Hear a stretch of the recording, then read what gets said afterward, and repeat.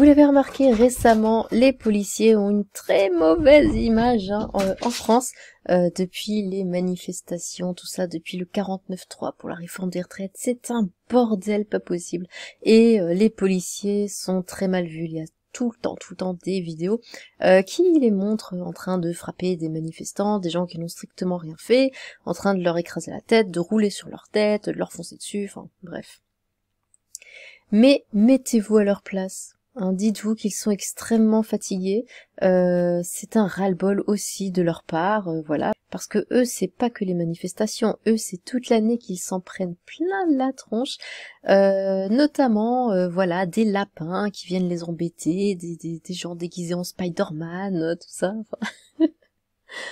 Ivre déguisé en lapin, il frappe des policiers en Bretagne. Mécontent de ne pas avoir été servi par un patron de bar, et je comprends tout à fait, j'aurais été outré, moi aussi j'aurais sorti mon costume de lapin pour me plaindre, dimanche 12 mars 2023 à Lannion, un homme déguisé en lapin et une femme s'en sont pris aux policiers qui leur demandaient de se calmer. Ils seront jugés le 12 mai prochain. Ce lundi après-midi, dans les couloirs du palais de justice de Saint-Brieuc, Côte d'Armor, un homme a enchaîné les étapes de son déferment devant le procureur de la République en déguisement de lapin marron. C'est dans cet accoutrement qu'il avait été interpellé la veille dimanche 12 mars 2023, un peu après 20h à la sortie d'un bar à Lannion. Depuis, il n'avait pas eu la possibilité de se changer. Dimanche soir, il avait été placé en garde à vue avec une de ses amies qui, elle, n'était pas déguisée. Les deux étaient très alcoolisés. Lorsque le patron de bar avait refusé de leur servir un énième verre, cela ne leur avait pas plu. Des insultes et des menaces de mort. Des policiers sont intervenus, le ton est monté, 3 policiers ont reçu des coups de pied. L'un d'entre eux s'en est sorti avec 5 jours d'ITT, interruption temporaire de travail. Des insultes et des menaces de mort se sont rajoutées au tableau.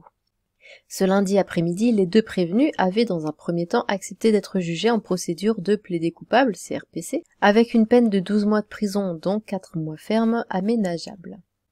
La juge qui devait homologuer cette sanction dans le cadre de la CRPC a refusé de le faire, estimant que les faits de violence volontaire et de rébellion n'étaient pas établis de manière distincte et qu'il était nécessaire que cela soit discuté devant un tribunal. En conséquence, le procureur de la République a convoqué les 2 mises en cause le 12 mai prochain devant le tribunal correctionnel de Guingamp. Ils ont été laissés en liberté dans l'attente de l'audience. Donc voilà pour le lapin. Maintenant Spider-Man. Alors, en Vendée, un Spider-Man alcoolisé au volant arrêté par les gendarmes. L'homme a expliqué qu'il s'était déguisé pour se rendre à une soirée chez un ami. Son permis de conduire a été suspendu.